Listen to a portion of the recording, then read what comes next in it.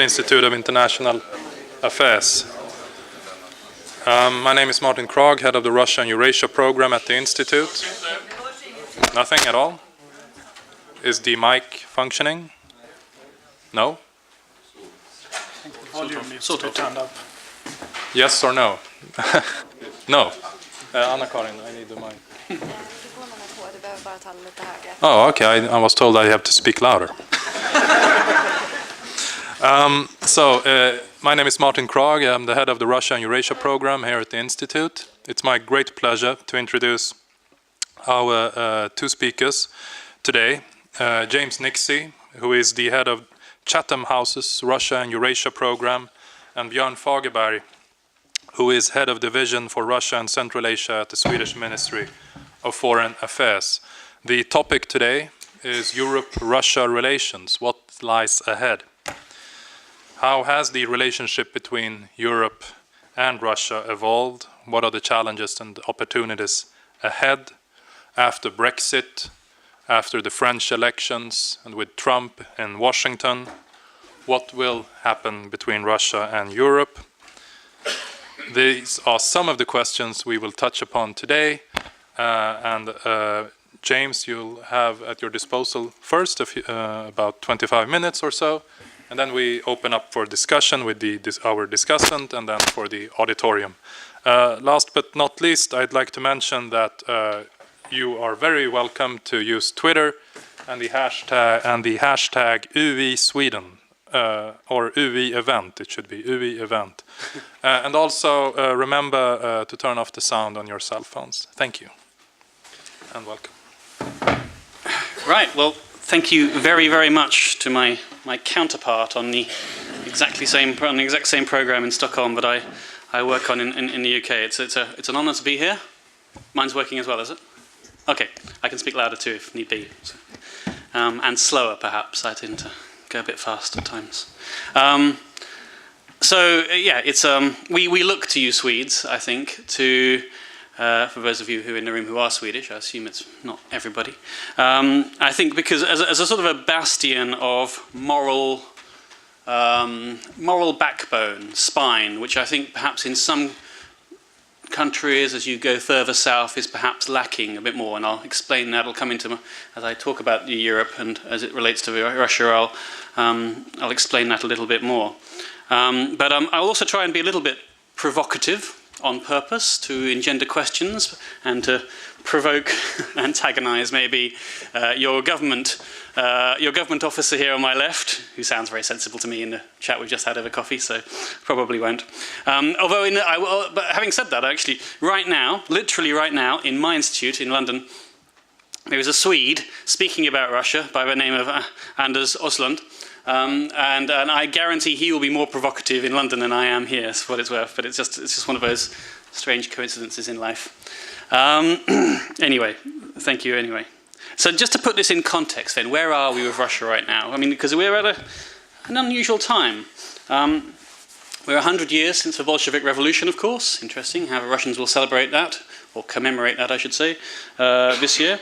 But of course, in just 25 years, a quarter of that, of independence, Russia has lost an empire, tried and failed to establish a new role on its own terms, with equal decision-making power as a partner to the West, and it has reverted to its role as a disruptive power, ready to threaten and use military force.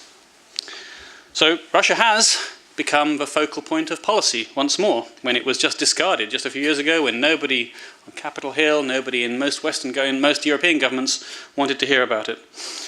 So what I'm trying to say, and this is my conclusion at the beginning, I'll do this in reverse order perhaps, is that Russia is out to undermine us. It has left the post-Cold War order, and it means us harm. I am sorry to have to say. It means us genuine harm. And I think that we need to draw, in the West, in Europe, the appropriate operational conclusions from Russia's intentions. It gives me no pleasure to say this. by which I don't mean we should be building bunkers in preparation for nuclear war, antagonizing, but I do think that we need to take the appropriate, and we can talk about this in more detail, the appropriate punitive and constrictive measures when Russia contravenes the boundaries of civilized normality as we understand them, both in Sweden and in the UK. And that does happen fairly frequently, as you may have noticed. I won't list them all, there's no need, that would take too long.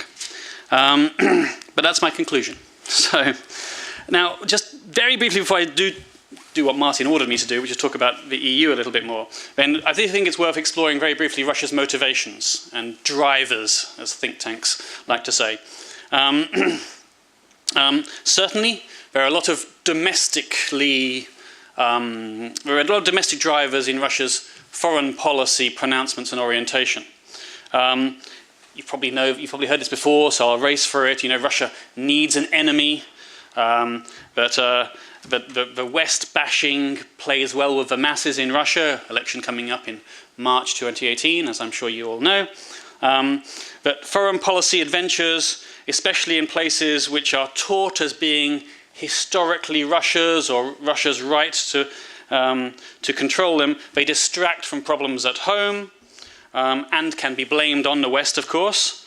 And that sort of indispensability of Russia that it proclaims helps with the continuation of a regime. And I think regime continuation, the survival of the regime, is all important in Russia right now. But there are other factors which are not domestically driven. Anti-Americanism is an obvious one. A genuine belief in Russia's specificity as a great power, its destiny as a great power. The genuine belief that the world should be run by a concert of great powers, just a few continents of great powers, if you like. And the genuine belief that the West has messed it all up and Russia can do a better job. So I just leave you with those as sort of brief explanations, an outline of what motivates Russia. Anyway, must do my job, must talk about Europe. So we should remember that the Russian economy is 14 times smaller than that of the EU. We're not talking about economic equals here. It's 8 times smaller than China and 16 times smaller than that of the US, incidentally. And that Russia-EU trade has dropped by over $2 billion in the past 2 years. In 2013, it was in the past 4 years. Sorry, in 2013 it was 418 billion, and it was 200 billion last year. So there has been an enormous drop-off in the interaction, the commercial interaction between the two, and with that, you begin to hear more and more from the Russians that it no longer sees itself as part of Europe, that specificity I was talking about. And the evidence for this, it's not just my Russia bashing, none of this is. The evidence is that this comes from statements from senior Russians in public statements themselves and in private. If you talk to Russians now, they will tell you that they're not a part of Europe. And they never have been. I mean, not in the 20th century, the Soviet Union, and really even Peter the Great, of course. You did ask me to do a little bit of a background.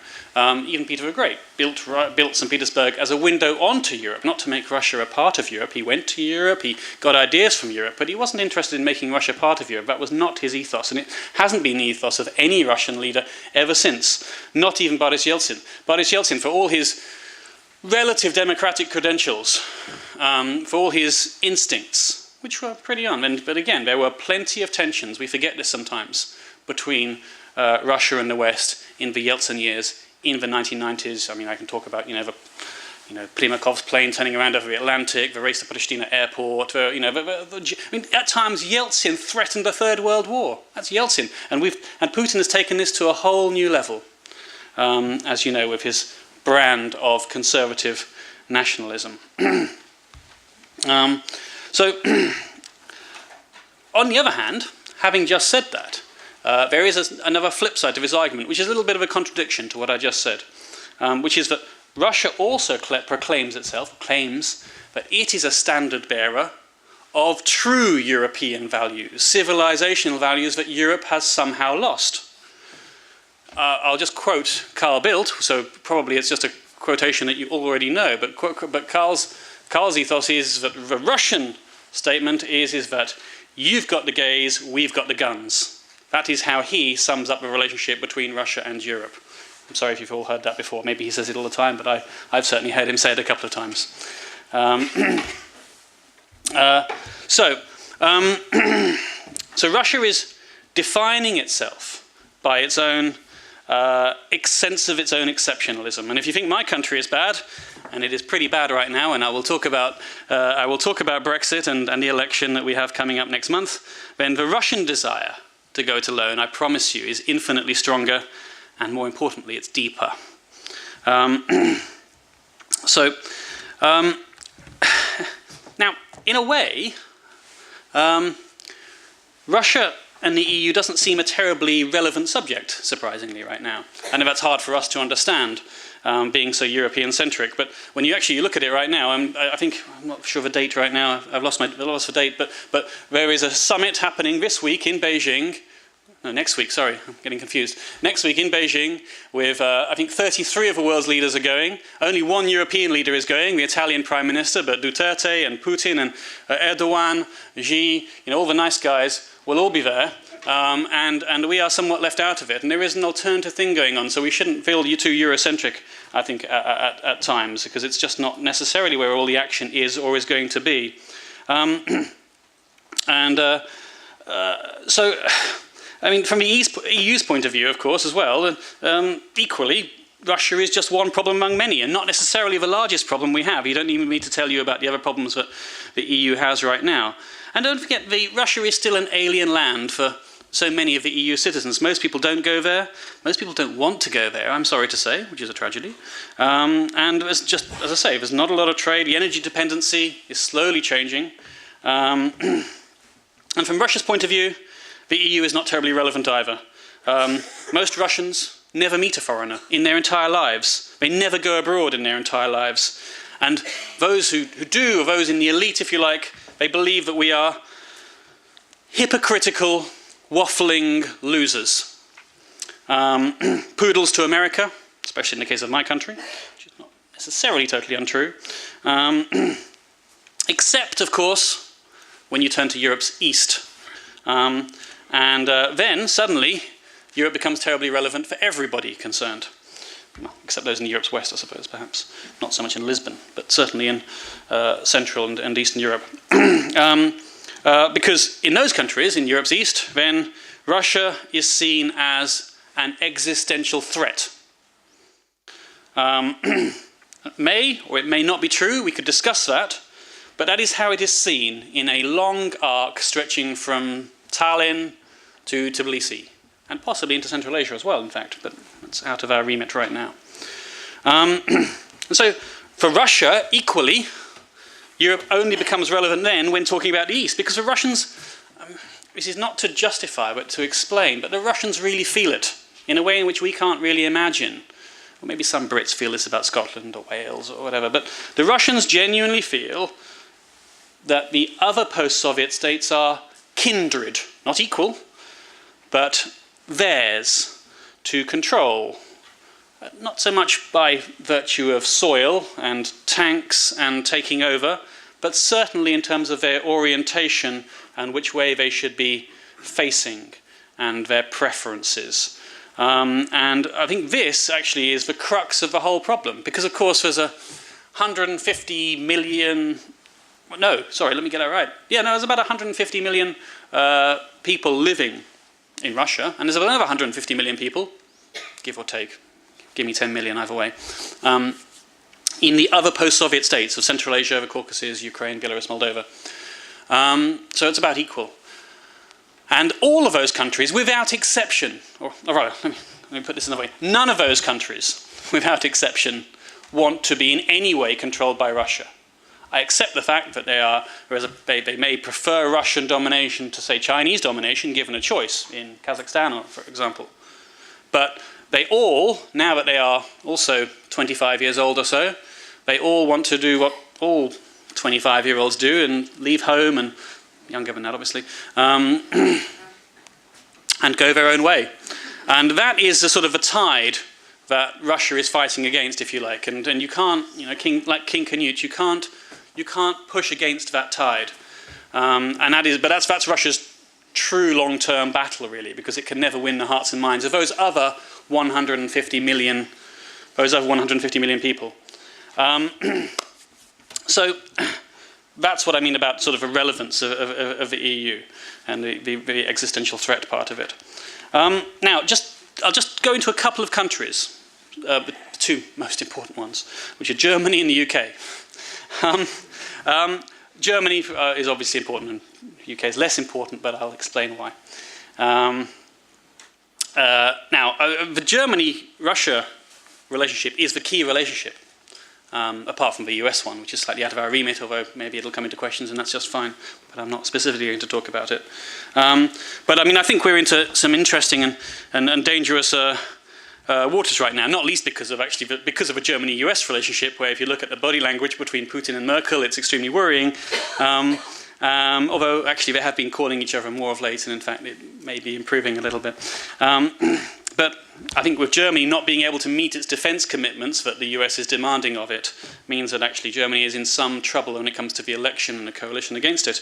And of course, with Russia's new, should we call it a new? Yeah, let's call it a new tactic of manipulating elections, having learnt what it can do. We need to go. I mean, I'm not really going to talk about this as far as the US is concerned, unless specifically asked. But then Russia will certainly start to do what it possibly can to change what will be a very close election, I think. But having said that, you know, Russia, I think, is quite scared of breaking. Sorry, Germany is quite scared of breaking with Russia. It does have a lot more invested in Russia than any other European country. It's always been led by its business interests until 2014, until the Ukraine crisis came. And they all know that one day, you know, they may get back on track. They are very upset about the Russian intervention in German affairs, which has obviously happened already with the Lisa case, I'm sure you've heard about, I don't need to explain it. But these things have led to a change in German popular opinion about Russia. It's amazing, actually, the extent to which Russia has turned Germany away, turned it off, which shows how Russians are not necessarily always that astute tactically. There's no pro-Russian candidate these days in the German elections. So I don't think they're especially vulnerable, but the Russians will not be giving up either. I think those who are more vulnerable are the ones who are weakest and the sort of the leading appeasers. The Italys, the Greeces, the Cypruses of this world, you know, are much easier targets, as are plenty of countries in the Balkans area, where they are naturally more inclined to be pro-Russian and disillusioned with what the West has given, offered, promised, or not made good upon. I'm not going to talk about Scandinavia, which I admire enormously, because I feel that it's inappropriate to do that here, and you just know more about it than I do. But just to say that I think we do look to you, as I say. Now, with the EU itself, before I talk about the UK, and try to give you a little bit of insight about how it feels in my country, I would just say that, you know, there is a lot of naivete and ignorance in Brussels, in the EU machine, if you like, about Russia. They don't really want to be involved. The head of the EU External Action Service, the EU's foreign policy arm, Francesca Mogherini, like her predecessor, Catherine Ashton, doesn't really want to be critical of Russia. She doesn't want to explicitly call Russia out. She is divorced, if you like, from the strategic communications part of her own External Action Service. There's no good relationship between them. And I think that the EU is, you know, whilst it's sort of engaged in its own battle with my own country, is beginning to lessen, just as my own country is, it's beginning to take its attention off of Russia if it was ever on there in the first place. So the EU machine is, again, a little bit like Germany, always looking for a way back in, always talking about partnership and cooperation, because that's what diplomats do, of course, I'm sorry, but without really perhaps necessarily looking at the cold, hard facts of the matter. Now, on my country, as I sort of begin to close towards an end, and my own country, I don't know how much you follow the UK politics, but I would argue that it is reluctantly critical of Russia. We do take the same view as the Germans and the Swedes and the hardliners, those promoting a more robust policy towards Russia.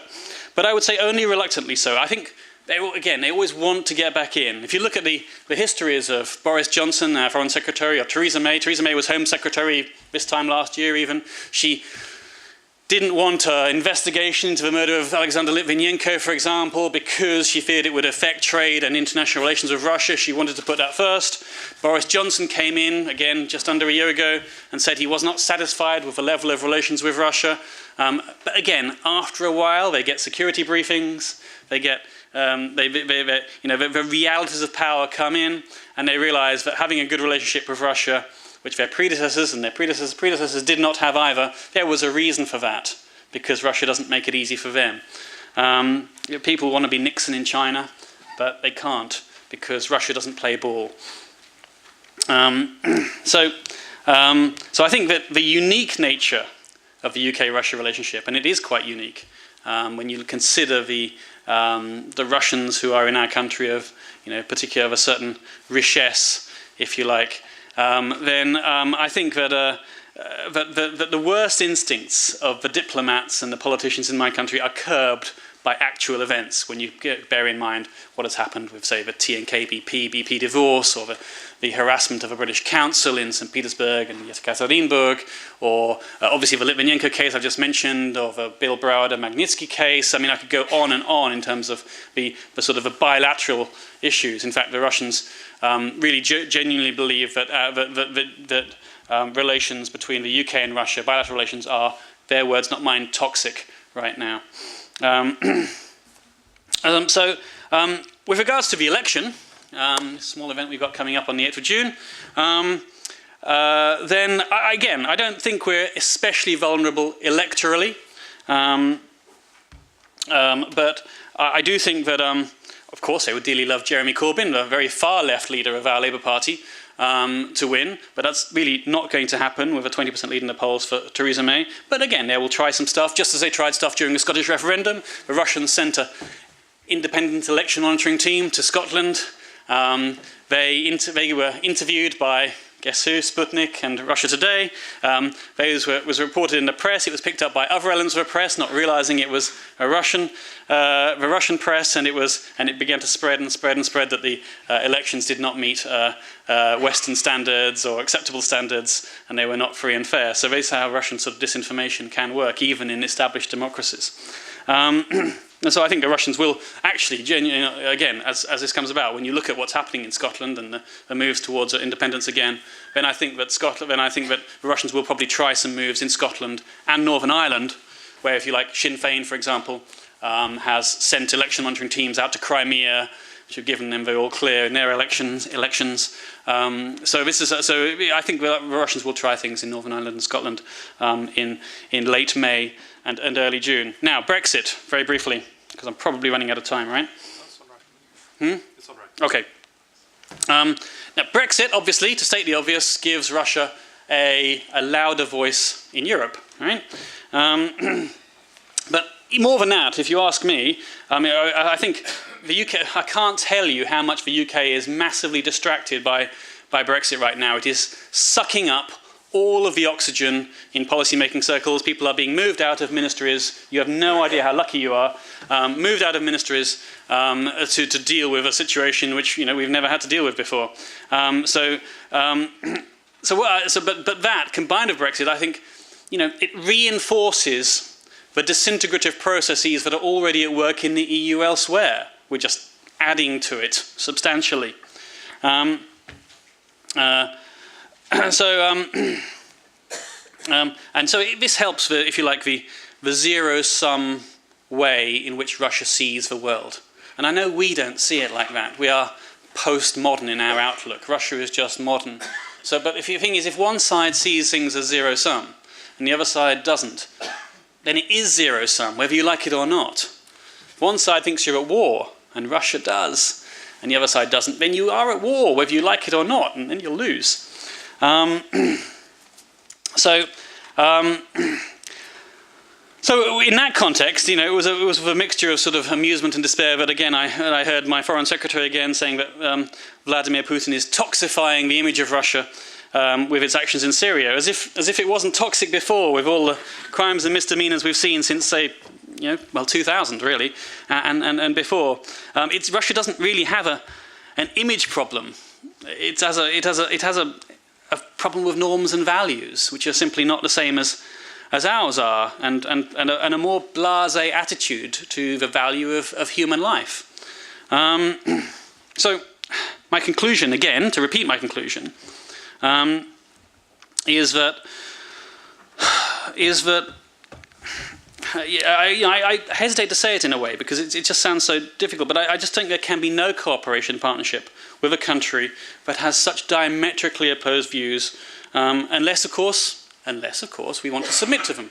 And that's fine if you are willing to sacrifice those 150 million people to a Russian sphere of influence.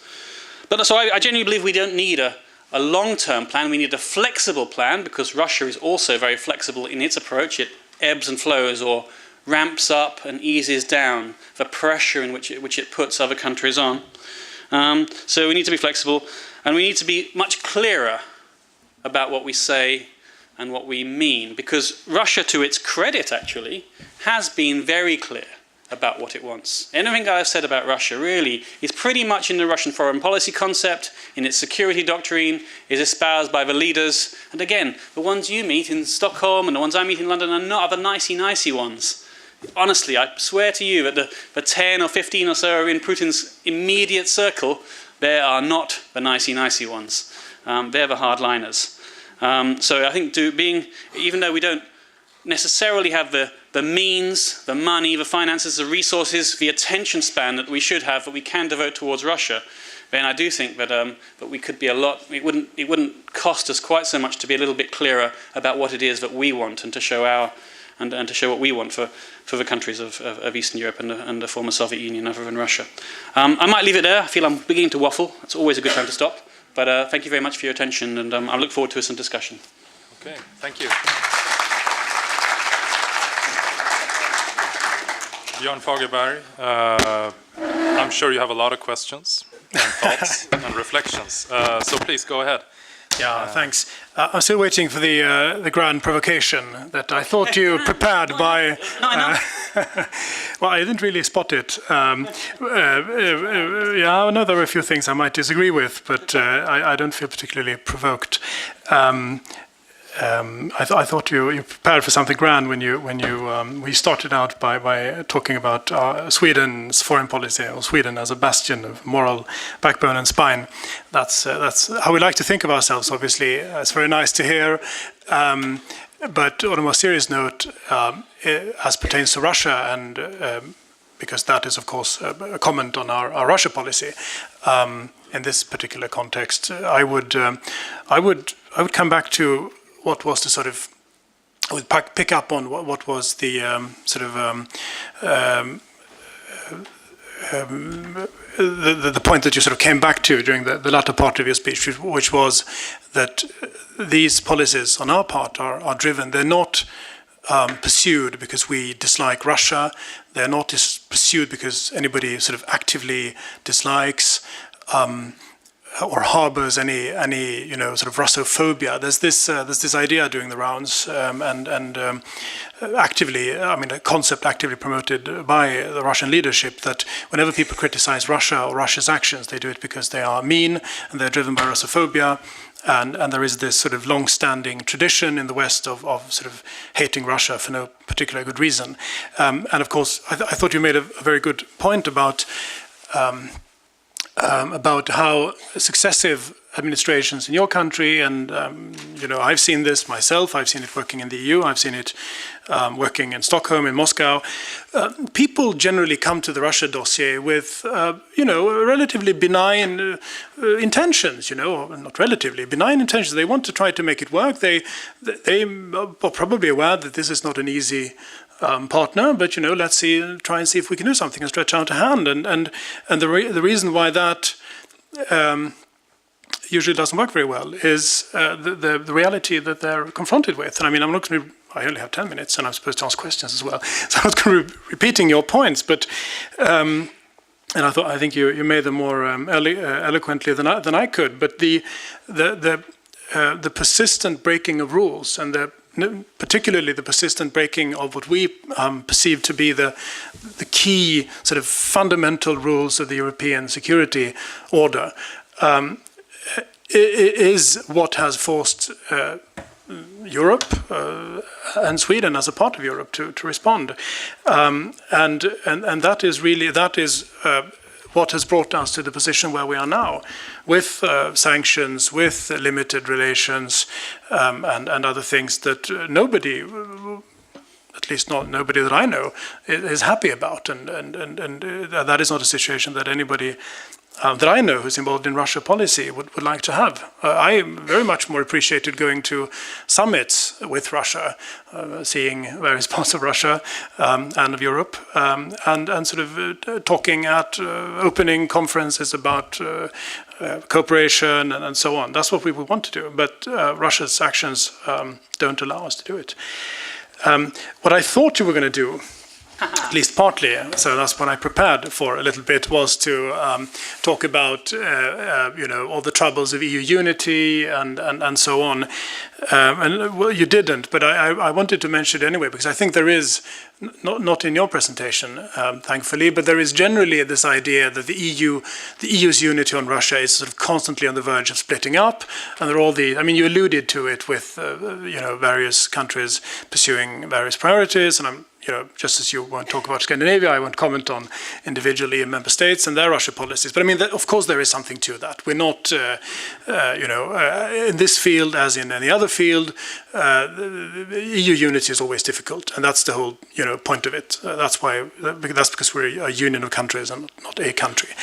But I think that, to the extent that there is any sort of good story to be told, a positive story, that is the story about how EU unity how it was attained in 2014, and how it is held, and how you spoke of punitive action. Those are not being a diplomat. That's not the terminology that we tend to use. But the logic that Russia's actions need to be met with an adequate response is of course the logic that underpins the policy that the EU has adopted. The sanctions are renewed every 6 months, and ahead of that renewal, there are always these predictions that this time around it's going to split up, and it's not going to be possible, and one of the countries that you mentioned, or some other country, is going to prevent this from happening, because, of course, it requires unanimity. And, of course, the fact that something has been possible so far doesn't mean that is not necessarily, proof that it will be possible forever. But I can, a glimpse from the inside that I can give is that this process of renewal has actually been much less difficult than a lot of people on the outside imagine, and that a lot of the comments that have been made have sort of suggested.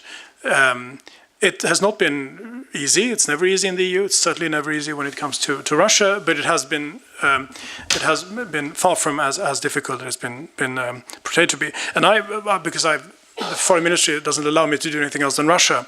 So my experience goes back 10 years. I was in Brussels on doing EU-Russia relations in 2008, and also more of a personal reflection is the difference between the actions that the EU, a lot of people think we didn't do enough, and there's so much more the EU should have done in response to Russia's aggression against Ukraine. But if you compare that to what the EU managed to do in 2008, I think that is a useful perspective. It's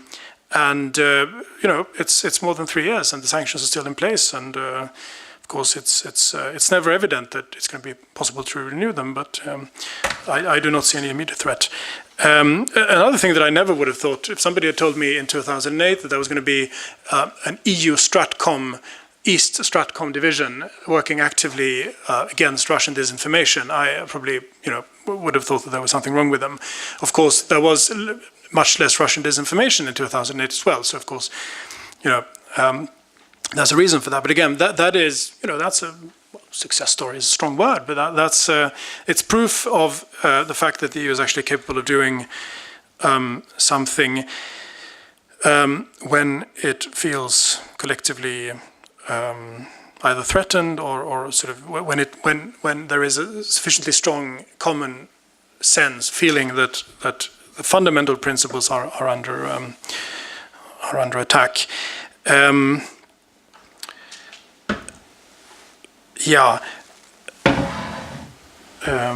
I made a lot of notes of things that I agree with you on, but they have already been said.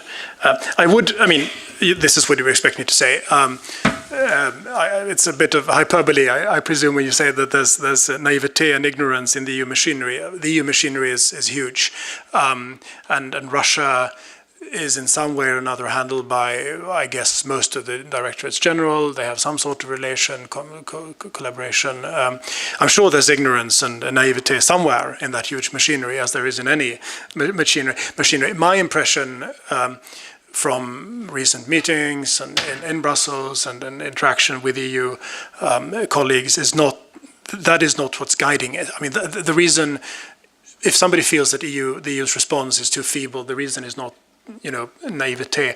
It's just what you alluded to. I mean, there are so many voices, there are so many priorities, and it's not just about certain member states, maybe disagreeing to some degree with the analysis we make in Sweden or in other sort of more like-minded capitals. It's just also another thing that you alluded to, which is that people have different priorities. If you're located in other parts of Europe, there's going to be, you have a refugee crisis, or you have the Balkans at risk of blowing up, or you have something else that you need or you have huge unemployment or whatever. So that is also reflected, obviously.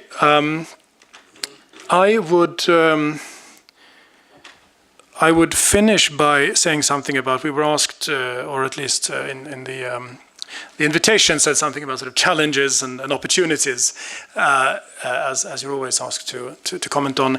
I would say that the opportunities the theoretical opportunities of EU-Russia cooperation are evident, and they are enormous, and they are what any EU paper about EU, and a great deal of think tank papers have been full of, going back as far as I can remember. They are about how it would make so much sense for the EU and Russia to cooperate because of the huge trade, which has now gone down as a result of Russia's actions and the drop in the Russian economy. We're neighbors, and there's 140, we count differently because, of course, we do not recognize the illegal annexation of Crimea and Sevastopol. So our tally of the Russian population comes at a few millions less. But still, there's this huge country with all these benefits potentially from increased trade, and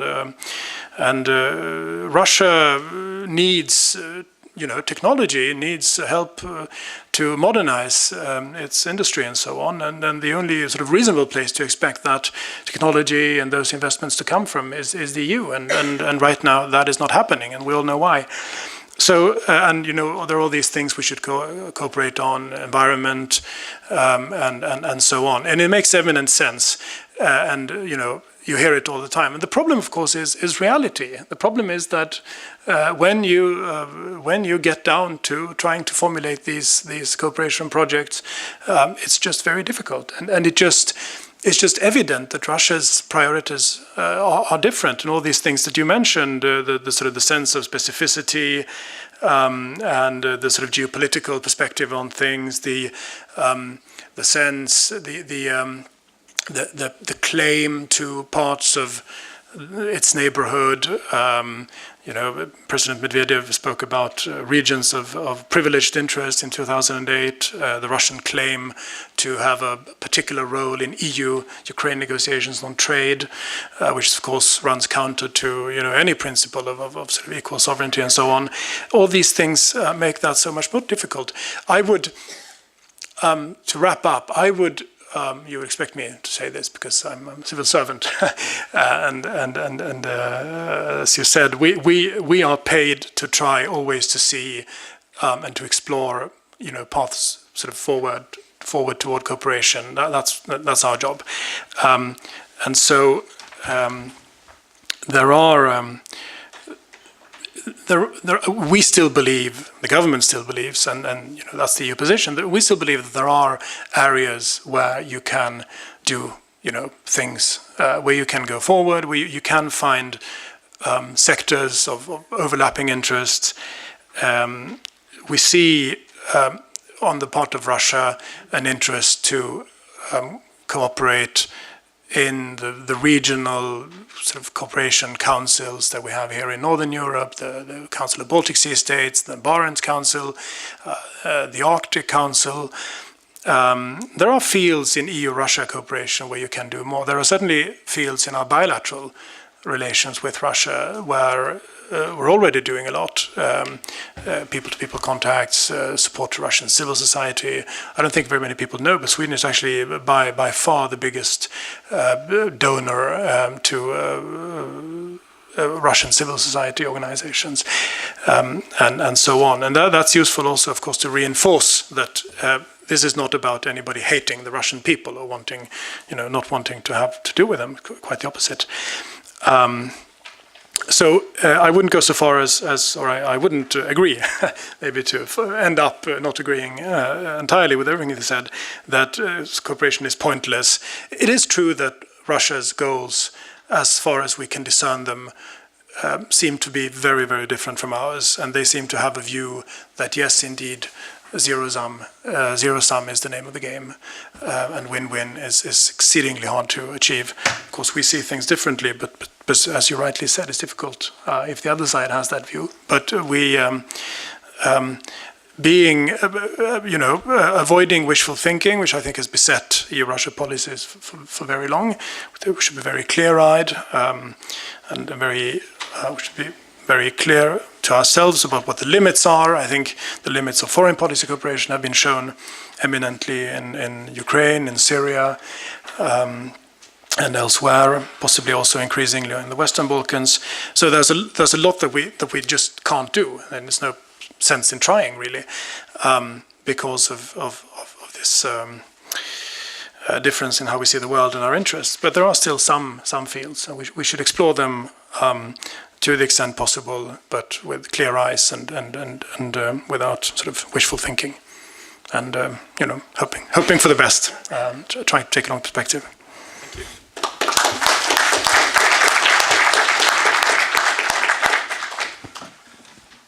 Before we open up for discussions, I'll just like to ask perhaps the first question. European leaders have rightfully criticized Russia over its annexation of Crimea and its military involvement in eastern Ukraine. If you listen to Russian leaders, they'll usually reply that Iraq invasion in 2003, Kosovo, these were violations of international law as well. Yep. So why are you being hypocritical about Ukraine and not admitting about Iraq? You can reply if you like. Anyone, it's up to you. Okay.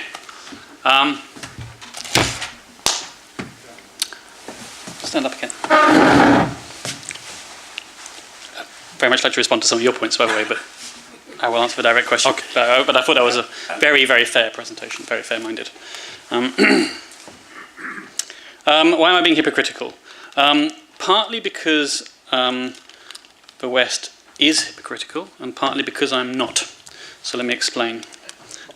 First of all, I think that the argument, I know it's not your argument, Martin, I understand, I take this point, but the argument that it's whataboutism.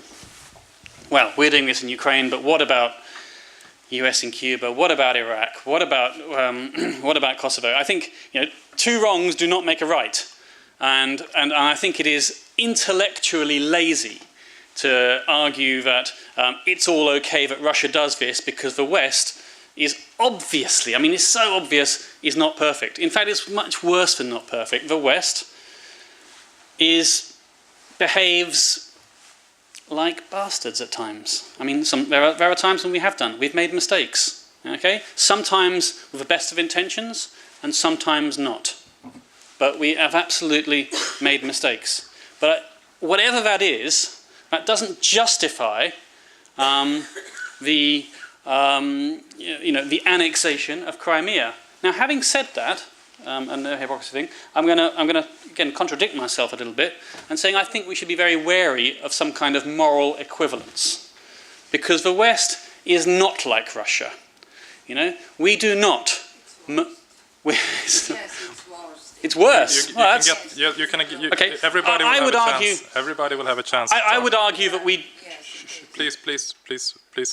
I would argue that we do not murder our opposition politicians. We do not have such a heavy state influence in our economy.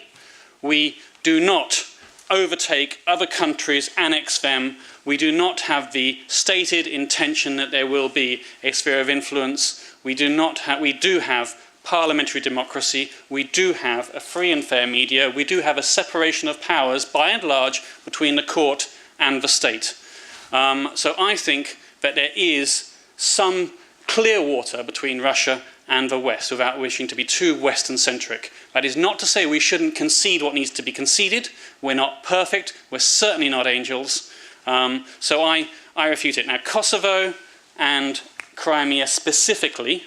Okay, so in Kosovo, it was legally dubious at best, but it was morally right, because we saved hundreds of thousands of Kosovar lives from Milosevic's nationalistic intentions. That is, the Russian argument as well is that they were saving Crimean Tatar lives or ethnic Russian lives in Crimea. That is demonstrably false. It is a false that NATO wanted to set up base in Sevastopol.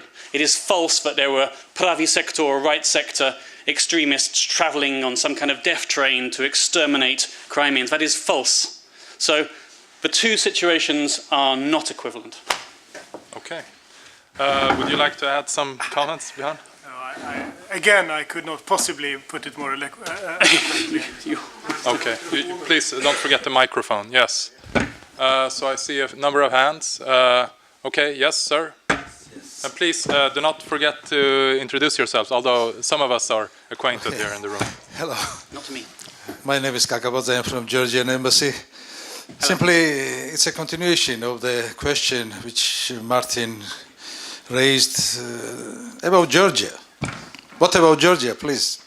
I expected that even from foreign ministry I'll hear one word about it, but so if you can give me any explanation. Okay. Was Russia's actions legal in Georgia in 2008 or not? Because nobody's mentioning about it. Okay. Simply, it's really painful. You first. I thought I mentioned Georgia at least once. I didn't. No, I drew. It's my fault. I drew the comparison between the EU's response in 2008, which was, if you allow a personal, this is so long ago, nobody's going to be too upset. I was there at the time, and the European Council issued a really, I think, by any standards, an extremely strong text on around the 1st of September about how what Russia had done against Georgia was, the end of sort of the European security order as we knew it, and everything would be different from now on. And then it took about a month and a half, I think, or 2 months. The only thing that the EU actually really did, even remotely punitive, was to suspend the next round of negotiations of the new EU-Russia agreement. And then after about 2 months, it was all back to business as usual. So, and of course, compare that. I mean, my point was compare that to what the EU managed to do in 2014. Now, of course, that is perhaps a cold comfort to Georgia, but. No, I mean we have been, but I mean it tells you several things. It tells you that it takes time. It has taken time for the EU as a whole to realize the degree to which our interests are at odds with the Russian leadership's perceived, the way they perceive their own interests, and the consequences that is having.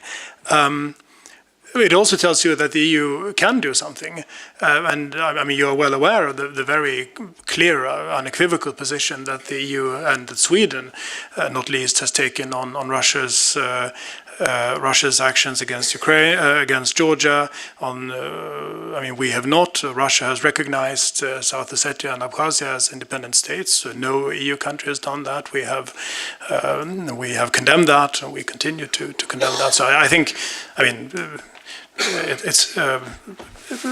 our policy has been clear, and now once again it has been stated. All right. May I?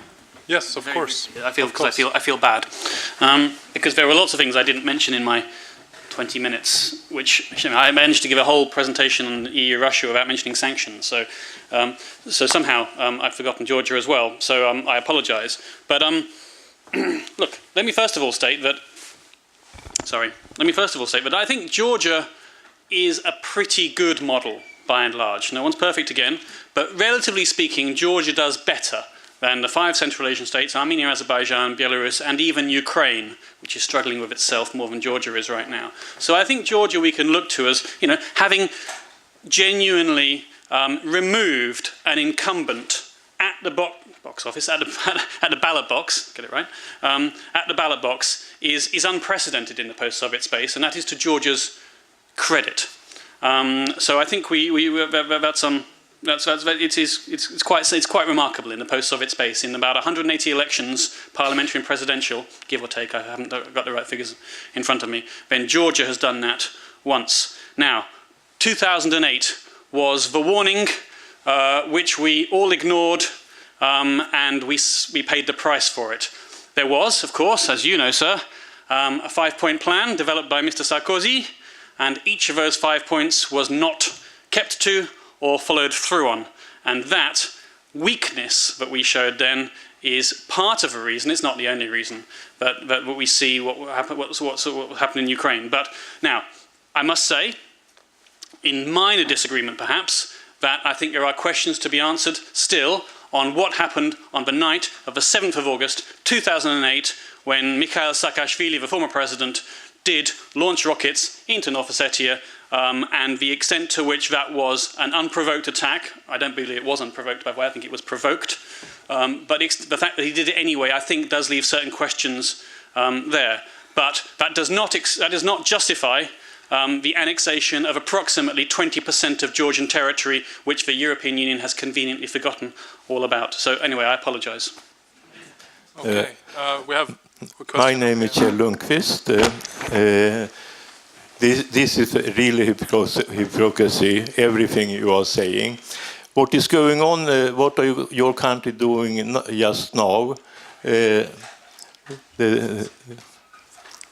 Saudi Arabia Air Force is now, with the help of the British government, bombing Yemen every day. That you must know. Yeah. Yes. Obviously you find this as a good action, or why do you not protest on that? Second question, how do you think that the United Kingdom's, NATO's and European Union's aggressive policy towards Russia will lead to a better world? Explain that, please. All right. Sure. Okay. Yeah. I can do it. Yep, sure. Look, I mean, that is really, but I have to tell you, a little bit off of my topic when you're talking about British government actions in the Middle East. I would just refer you to my previous answer, which is that, we are no angels. I'm pretty sure that you're killing 11 million people.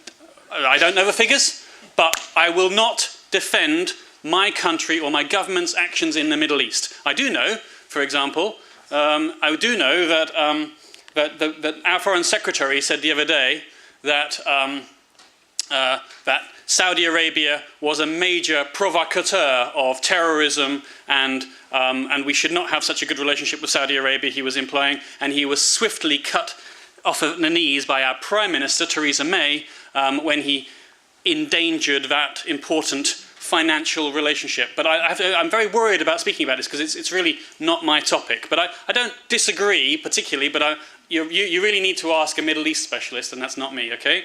Now, but I can answer the other point about what you call an aggressive policy towards Russia. I don't think it's aggressive. I think that we do not, I think every leader in Europe would wish for a different leader other than Putin, but that is not the same as regime change. We do not engage in regime change. We do not instigate colour revolutions as the Kremlin claims. And I think that the policy towards Russia, and this is just going on something you said, I mentioned the word punitive, and I know diplomats don't like to do so, but when Russia contravenes rules which it has signed up to, the Helsinki Final Act, the Paris Treaty, then I think that there does need to be some form of retaliatory action. And so sanctions, they are put in place not to change, they don't have the power to take Russia out of Crimea, out of eastern Ukraine. They're not powerful enough to do that. But sanctions are demonstrative. They are symbolic. They say that we are unhappy with this behavior. It contravenes the boundaries of normal international relations. And I think that that is not aggressive. I think it is responsive. And it should be flexible and adaptive. And we should be able to ebb them and flow them, to ramp them up and ramp them down, according to Russian actions. But I just don't see it as aggressive, because it goes back again. Your point on Russophobia was very well taken. I can't imagine anybody who is Russophobic. Russophobic to me means racist. It means you don't like somebody because they are Russian. That is extraordinary.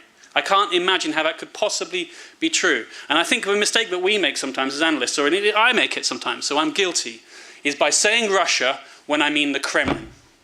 Okay? And I mean the actions of the Kremlin elite, because Russia is not a monolith, and I think we need to support civil society, which is embattled, and which probably gets the tag of foreign agent now that you give them all that money, by the way. They've got it already, yeah. some of them. But it's not it. Having said that, by the way, there is a slight problem with what I've just said, which is that, of course, Vladimir Putin's support is about 82%, give or take. It's quite significant. And especially in foreign policy, it takes an exceptionally liberal Russian to believe that Russia should not be in Crimea or in eastern Ukraine. That is very much not the norm. So actually, Russian foreign policy, particularly towards the post-Soviet space, is widely supported by the majority of the Russian population at all levels of the demographic, at all ages, and that does worry me a little bit. So, last question, please.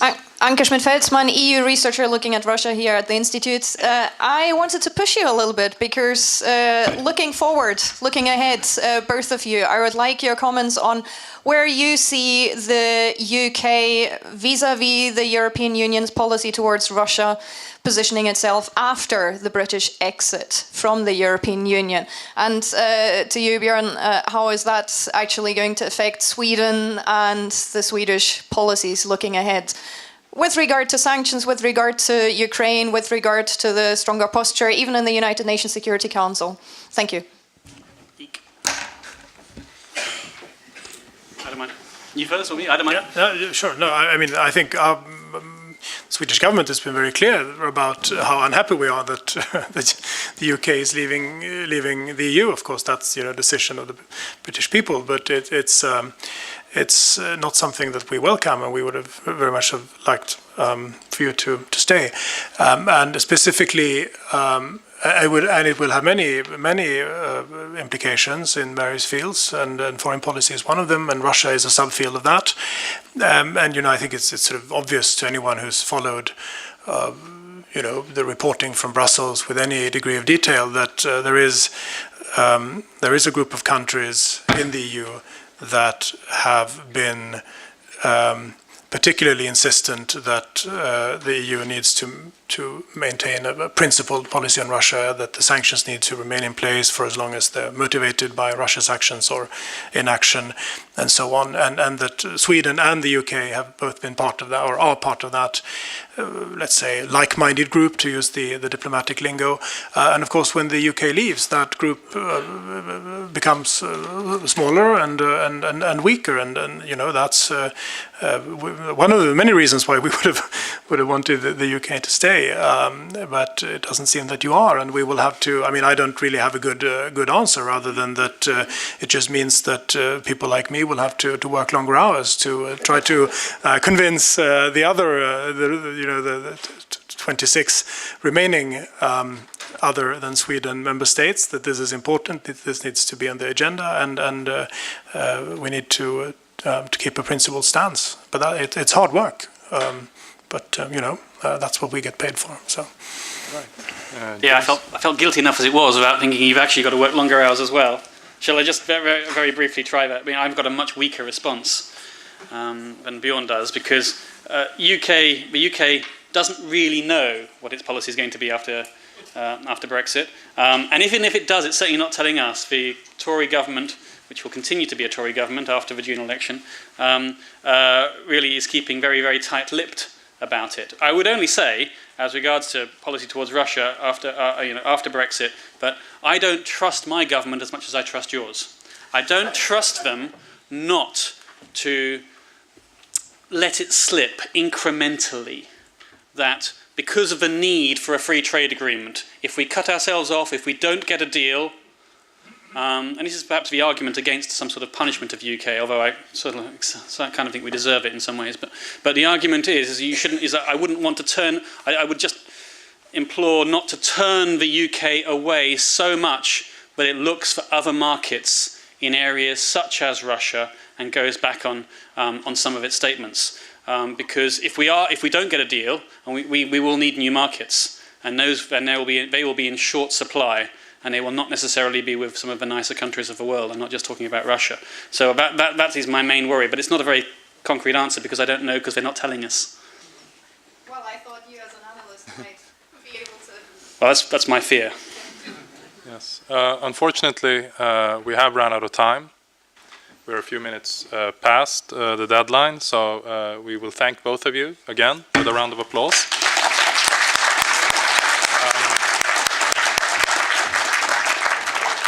And on May 31st, I can announce we will have a seminar on Russia-US relations with Lilia Shevtsova, who will come and join us from Moscow. Very good. And so please join us then.